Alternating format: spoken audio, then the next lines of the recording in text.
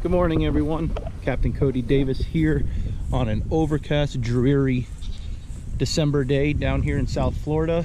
And you might ask why I have a plate of baked beans and lettuce. That is for these guys. Say hi, Daisy. My wife is obsessed with farm animals, so we have a mini farm here in the backyard. We have mini goats. This is our goat Gizmo. Say hi, Gizmo. If anyone has any land and is just looking to have any type of animals in the backyard, I'd highly recommend these guys. Gizmo, this is our male miniature goat. So you can see they're just like a dog. Huh? Are you hungry? Yeah. Very easy to take care of as long as you have the land. They do eat a lot. This is our miniature donkey Jersey. This is our female miniature donkey. And then we got our miniature cows here. They're full grown, Daisy and Duke. And that's Jasper back there, the little shy mini donkey there. That's actually our male. So that's Jersey here's boyfriend once he grows up a little bit. But I mean, as long as you have the land, you fence it in, you give them a big thing of hay and feed them grain, you know, every other day or so, they're very simple. Gizmo here is our first one. This is what my wife started with, I should say. He was our spoiled little kid. Huh, Gizmo? Huh? So we do breed the animals. That's why we have pairs. We have two pregnant female goats over here. I can show you. That's why they're separated. You got Gretchen and Greta. They got this whole side of the pasture to themselves. The only reason they usually all live together full time. But goats play pretty rough. So with them being pregnant, you know, she wants to move them over just to protect the baby. Those two goats have already had one baby apiece last year, and they make awesome pets. So yeah, now gotta feed all the pet bluegill, shiners, cichlids, catfish, bass, whatever the heck else lives in this pond here. Got my cup of aquatic nutrition giant fish grower.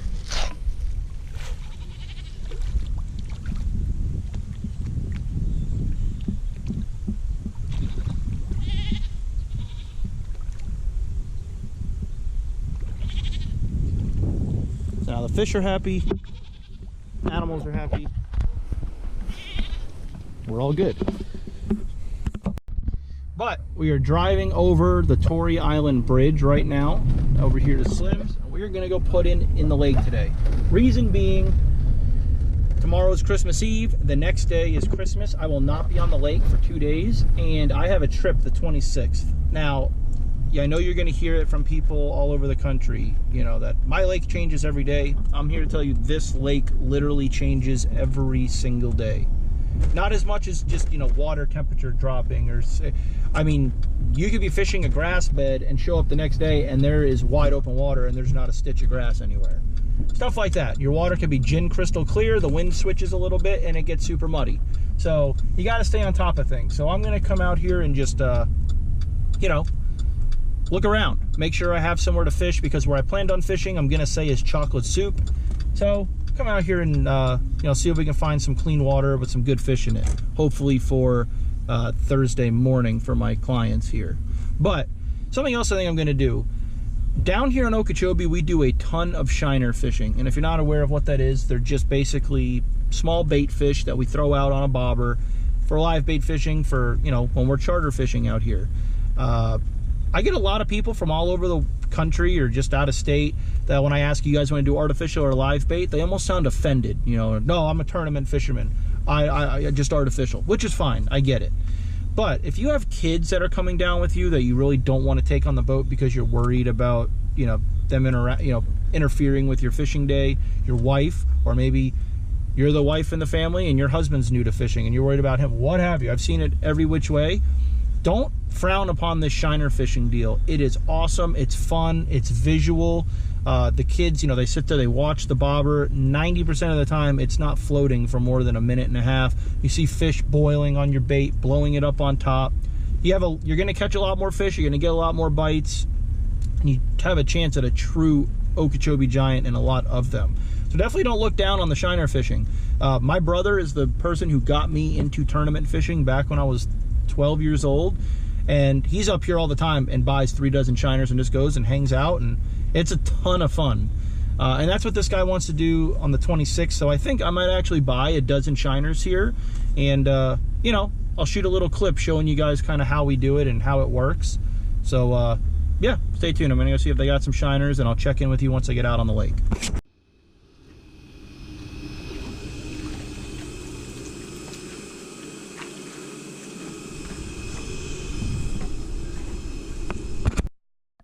All right, so this was not the best example of how good the shiner fishing can be out here. Oh, hold on.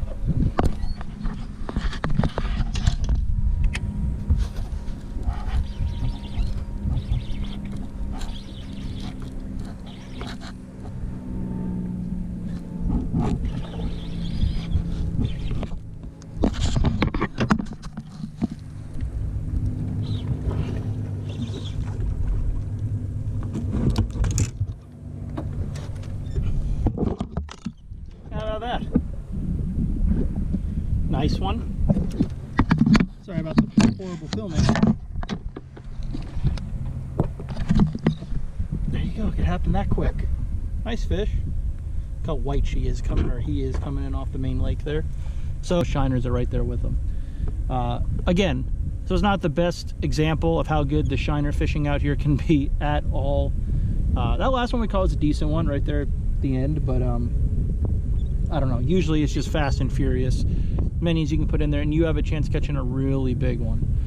But anyway, I mean, had fun, caught a couple, but I think we're gonna go poke around and throw some artificial now.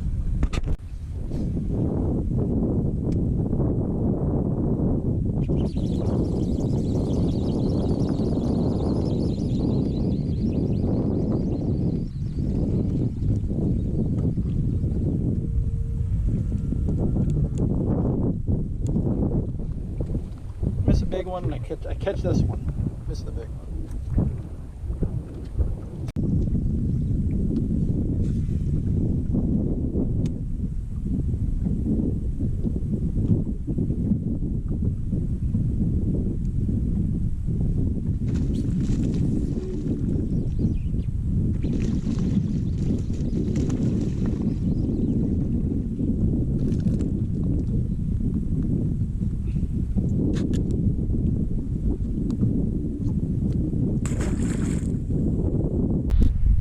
All right, end of the day update here. I think this is actually going to be my last stop, maybe one other one after this, but getting towards the end of it here. It's been slow. I mean, as you saw, I didn't catch very many fish, and I even bought live bait to kind of show off how good of a fishery that is, and it was slow. Again, I know I said it 2 or 3 times. Don't let that fool you. If you want to come out and have fun with your kids, it's typically on fire.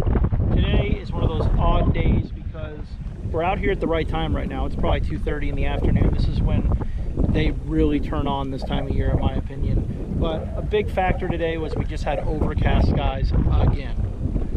I've repeated myself. It's been overcast for 4 or 5 days. This water temperature just continually is, you know, going down in temperature, decreasing in temperature.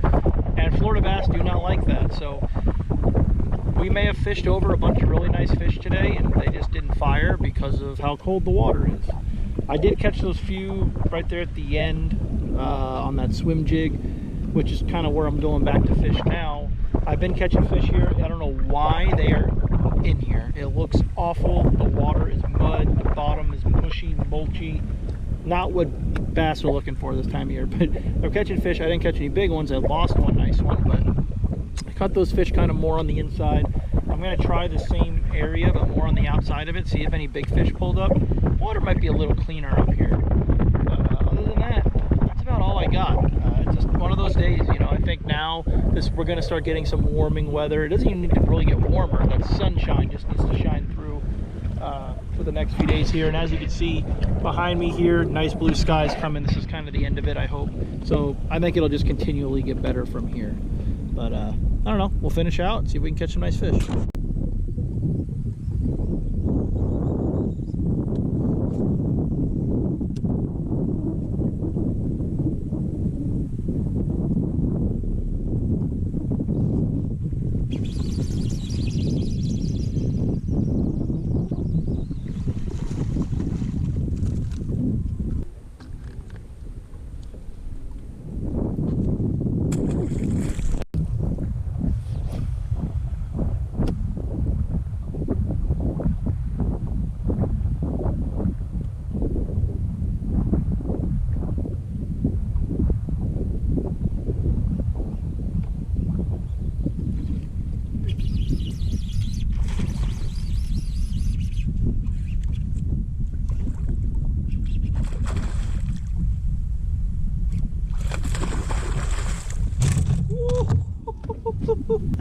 patient in Okeechobee right there, boys.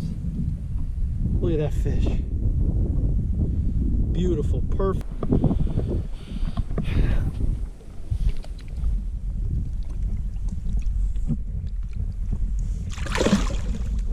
All right, they're in here.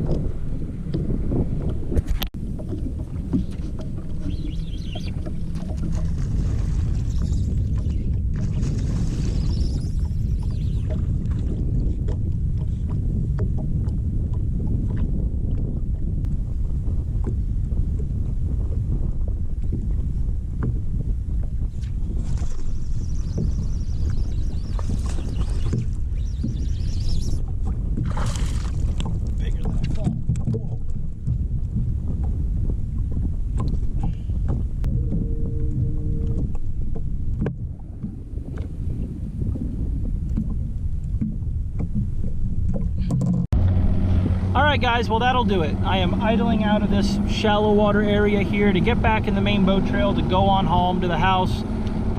Had a lot of fun. I hope you guys enjoyed watching. It did not go the way I intended it to with the live bait, obviously. I thought I'd use up them dozen shiners in about 10 minutes with 10 really nice fish, but it doesn't always pan out the way you think it's going to. That's not to say that the shiner fishing is not phenomenal here. I definitely encourage you guys to come down and try it.